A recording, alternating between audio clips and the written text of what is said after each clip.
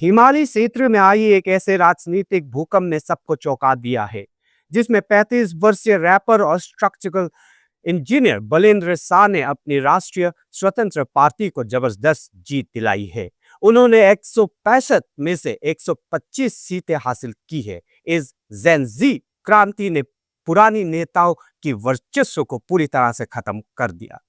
इसके चलते पारंपरिक रूप से मजबूत माने जाने वाले नेपाली कांग्रेस को सिर्फ 18 सीटें मिले और पूर्व प्रधानमंत्री केपी शर्मा ओली की पार्टी को महज 8 सीट ही मिल पाई।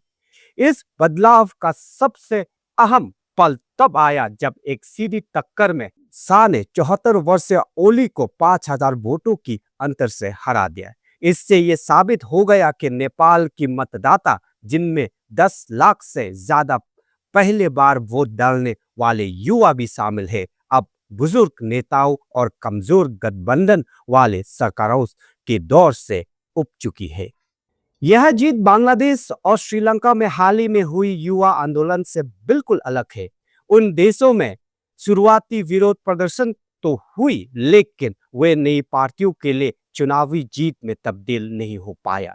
संभावित 2/3 बहुमत हासिल करके शाह ने पिछले 10 सालों की चल रही म्यूजिकल चेयर जैसे सरकारों की खेल और पर्दे के पीछे होने वाले उन सौदाओं को खत्म कर दिया, जिन्होंने देश में भ्रष्टाचार को बढ़ावा दिया था। हालांकि विरोध की नायक से एक शासन चलाने वाले राजनेता बनने की यह सफर अपने साथ भारी दबाव भी लेकर आता है। शाह, जो अब एक लड़खड़ाती अर्थव्यवस्था, युवाओं की बड़े पैमाने पर देश छोड़कर जाने की समस्या और शिक्षा और स्वास्थ्य सेवाओं में तत्काल सुधार की जरूरत जैसी चुनौतियों का सामना कर रहा है।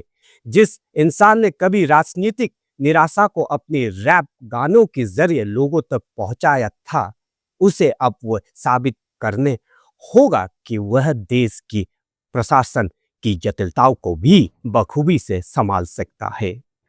वैश्विक मंच पर बलेंद्र शाह का उदय भारत और चीन के लिए एक नई भू राजनीतिक पहली खड़ा करता है। जहां पिछले सरकारें अक्सर इन दोनों ताकतवर देशों के बीच डगमगाते रहते थे, वही शाह को अब एक ऐसा नाजुक संतुलन बनाना होगा जिससे नेपाल की संप्रभुता पर किसी भी बाहरी ताकत का कोई बुरा असर न पड़े। प्रधानमंत्री नरेंद्र मोदी ने इस युवा नेता को फोन करके बधाई दी है, जिससे दोनों देशों के बीच एक नई केमिस्ट्री की शुरुआत हो गई है।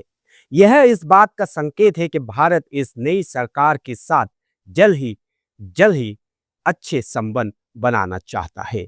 जैसे जैसे काठमांडू की सड़कों पर शाह का मशहूर बलेन स्टॉल वाले काले चश्मे उम्मीद की एक नई निशानी बनते जा रहा है। पूरी दुनिया ये देखने के लिए उत्सुक है कि क्या ये दूरदर्शी युवा नेता उस देश को फिर से खड़ा कर पाएगा जिसने आखिरकार अपने अतीत को छोड़कर एक साहसी लेकिन अनिश्चित भविष्य की ओर कदम बढ़ाने का फैसला कर लिया है।